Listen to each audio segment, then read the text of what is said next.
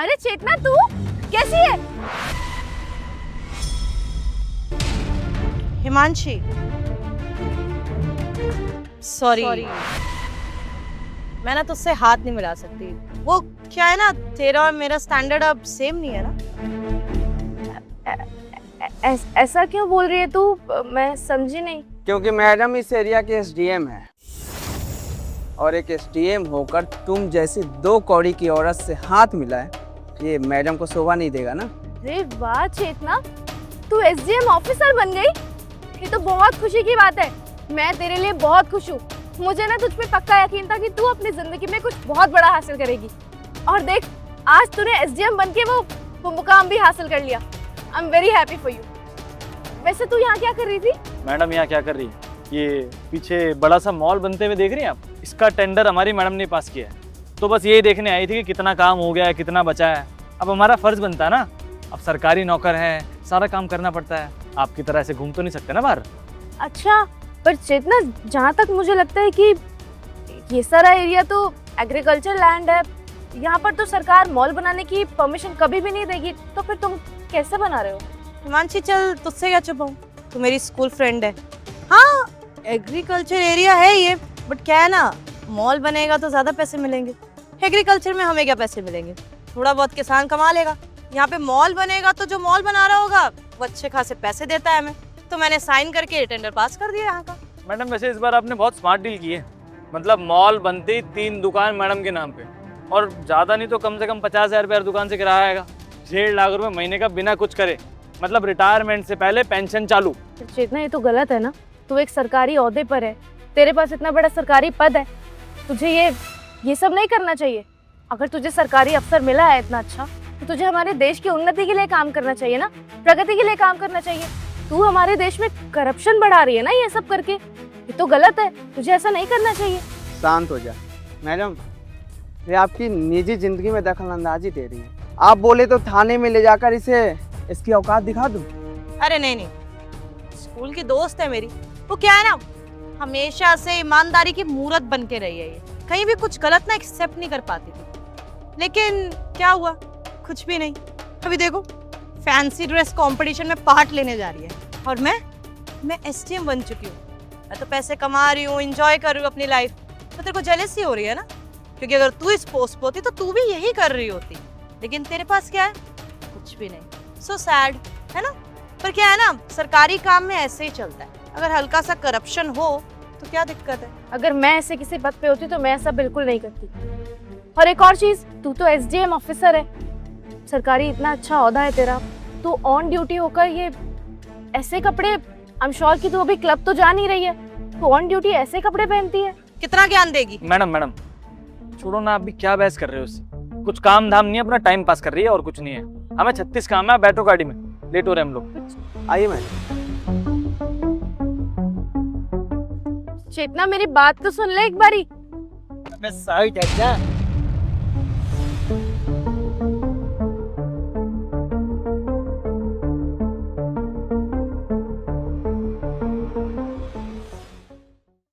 Madam क्या game में लगे हुए मैडम? सोचो कुछ।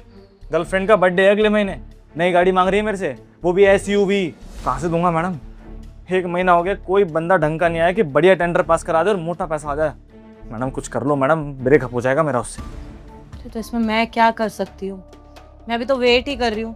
मेरे को भी इस महीने अपने खर्चे मारने पड़े हैं। क्यों? सिर्फ इसी वजह से कि कोई आ ही नहीं रहा है। अरे कोई तो आए अपना कोई टेंडर पास कराने, बिल पास कराने, तो उसे पैसे ऐठे। पता नहीं क्या हो गया है। मैडम मेरी तो जिंदगी।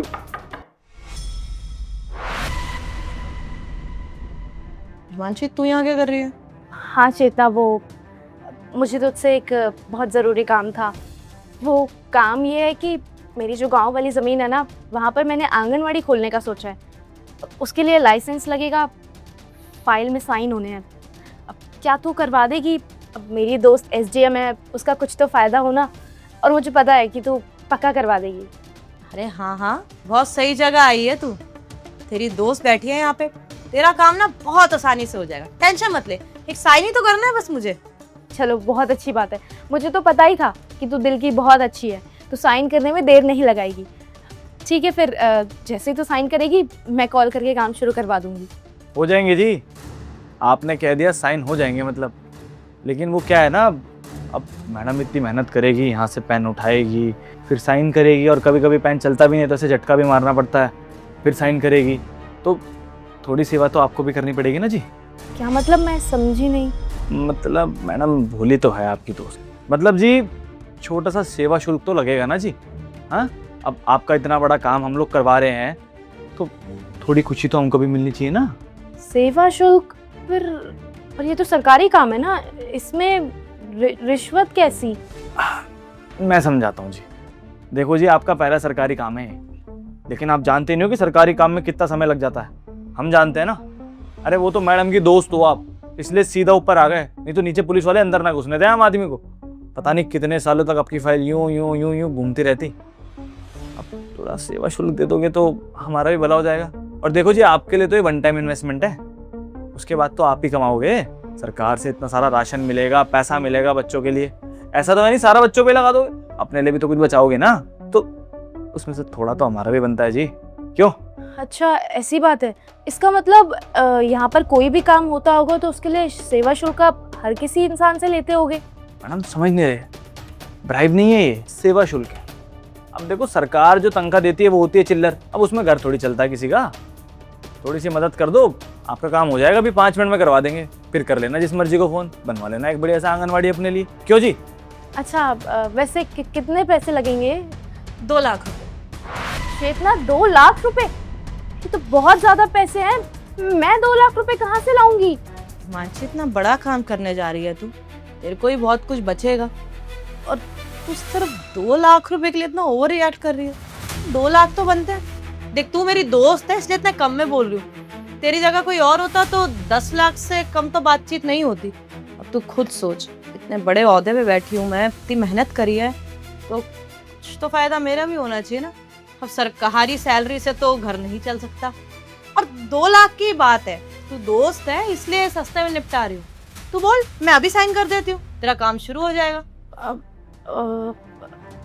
अच्छा ठीक है, पैसों का इंतज़ाम मैं कहीं ना कहीं से करवा दूंगी, क्योंकि ये काम करवाना मेरे लिए बहुत ज़रूरी है। बहुत सारे बच्चे हैं जो आंगनवाड़ी में आएंगे और मैं उनके लिए इतना बड़ा रिस्क नहीं ले सकती। मैं पैसों का इंतज़ाम कर लूँगी। जितना ये तो गलत बात है ना, तू सरकारी ओहदे पर होकर लोगों से रिश्वत खा रही है, वो भी लाखों में। ये तो बहुत गलत है, ऐसा तुझे बिल्कुल नहीं करना चाहिए। देख, मैं तो एक नॉर्मल इंसान हूँ, मैं 2 लाख रुपए कहाँ से लाऊंगी?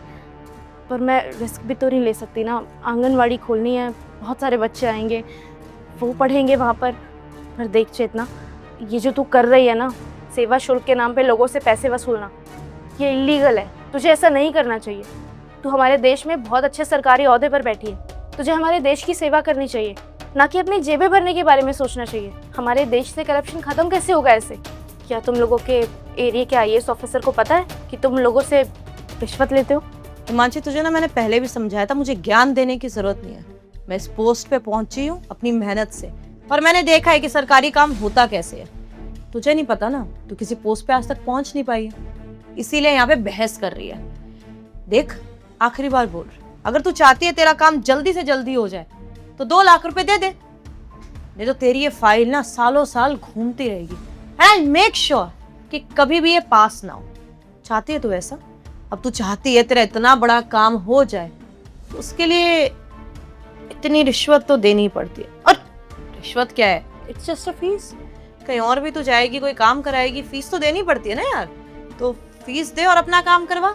अगर अभी भी तेरे को ज्ञान देना है तो प्लीज यहाँ से बाहर चली जा, और 4-5 साल धक्के खाती रहे, शायद उसके बाद कोई सोच ले और तेरा काम कर दे। जा। और कौन बताएगा उन्हें? तू बताएगी?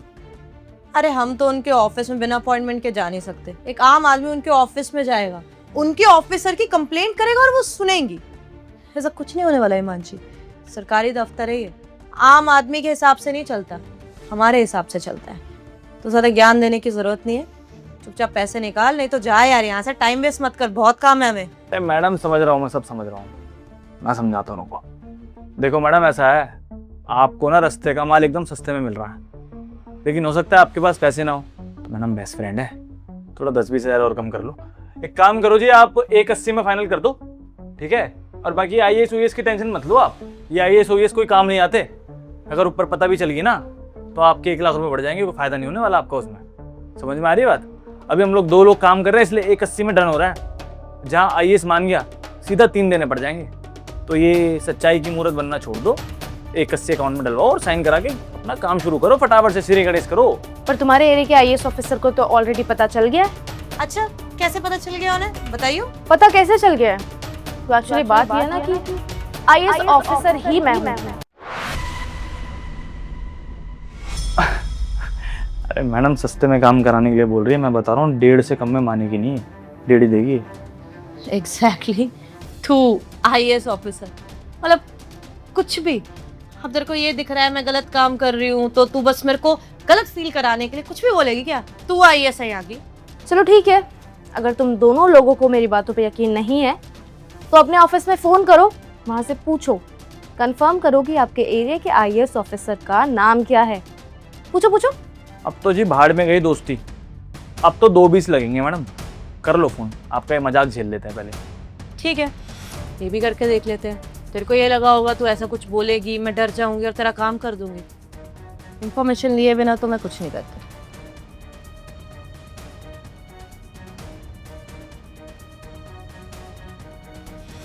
हेलो, हाँ गुड आफ्टरनून। मैं कह रही थी एक बार बताना हमारे एरिया के जो नई आईएएस है उनका नाम क्या है? हिमांशी। नहीं कुछ नहीं मैम, आप यहाँ आने वाले थे, आपने बताया नहीं। हिमांशी अभी हम मिले थे तब बताती ना कि तू आईएएस बन चुकी है। नमस्ते मैडम। अरे अरे अरे, क्या हो गया तुम दोनों को? तुम्हारे तोते कैसे उड़ गए? क्या हुआ? आईएएस हूँ ये सुन के कुर्सी छूट गई या ओहदे का डर लग गया कि कहीं नौकरी गायब ना हो जाए? मतलब तुम्हें शर्म नहीं आती है? तुम इतने अच्छे सरकारी ओहदे पर हो, एसडीएम हो, और तुम, सरकारी नौकरी तो तुम्हारी भी है ना। तुम दोनों लोग मिलके मासूम लोगों से ब्राइब लेते हो। तुम दोनों को ना मैं ब्राइब के केस में अंदर डालूंगी, समझे तुम?